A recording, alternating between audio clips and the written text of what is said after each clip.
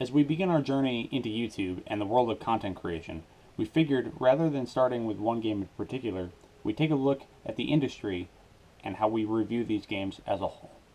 I'm Scott Reynolds, and welcome to Fallen Star Gaming.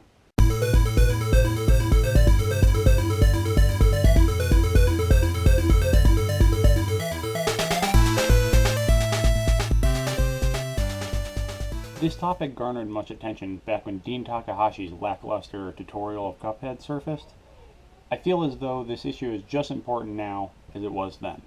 While I certainly don't believe every sports writer needs to be a professional athlete, they do require an intimate understanding of the subject matter. This holds true in the video game industry as well. However, this issue is much deeper than a poorly played tutorial, ranging from the largest game journalists always giving high scores to annual sports games, right down to random people review bombing on Metacritic. Examples of this review bombing can be found all over the place. Recently, Astral Chain was given poor reviews simply for being a Nintendo Switch exclusive. Metacritic has since removed these reviews. However, Warcraft 3 Reforged is a different story, with consumers outraged at the differences between the final product and what was expected. They made their displeasure known by leaving low scores.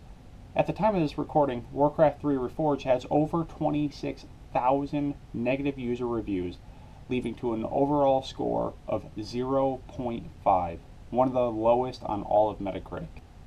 The key differences here being that one of these games had serious issues and deserved the negative response, while the other game did not.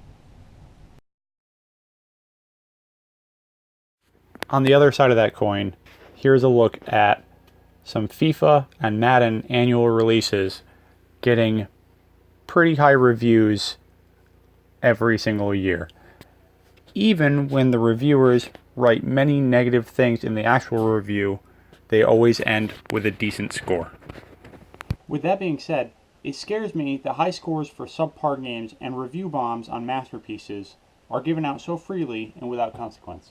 I cannot help but feel it cheapens the craft. When opinions can be bought or sold this frequently, do they have any value? Every time the internet converges on Metacritic, it takes away more and more credibility from one of the few places to see consumer reviews. I find consumer-based reviews to be so vital because we know they're honest. These people have nothing to gain by giving a certain score. I don't want to give off the impression that I dislike when games are critiqued or reviewed harshly. Actually, to the contrary, I highly value those critical insights, as long as these criticisms are coming as the result of real issues with the game, and not some arbitrary reason. So why do I bring all this up, you might be wondering? The answer is simple. I want to give my impressions on these games, and it's important to me that you know where I stand.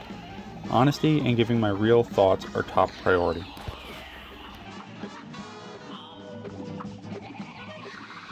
I do understand that most of the time these review bombs are the result of people wanting to get something across to the developer or to the publisher.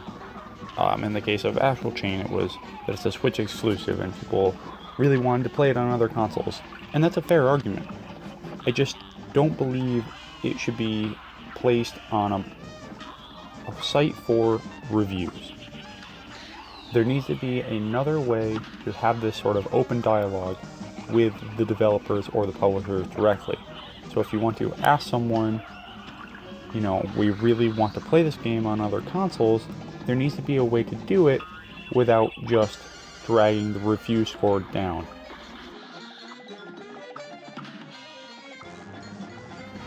To that effect, I would argue I really want a localization, an official one, of Mother 3 in America, or at least into English.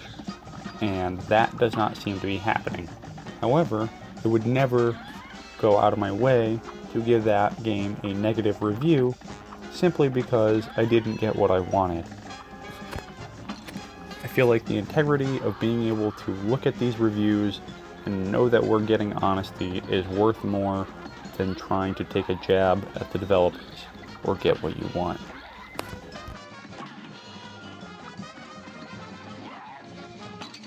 Sadly, I don't have all the answers, and I don't have a solution on how to better reach developers with problems like this.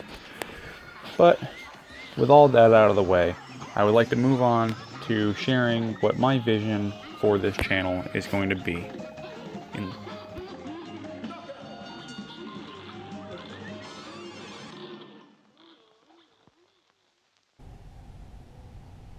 So, I love Nintendo games, and I want them to be my primary topic of discussion.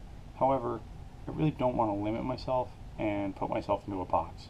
So, I'm hoping to keep things open and discuss really anything video game related. Reviews, first impressions, gaming news, and possibly a few other things. Feel free to let me know if there's any game you want to see in specific or any sort of content you want to see from me in the future. In the meantime, I'm hoping to start off with possibly Dragon Quest or Fire Emblem, maybe even something like Earthbound, just some games I've been really enjoying or playing through again recently. Thank you for watching Fallen Star Gaming, and have a good one.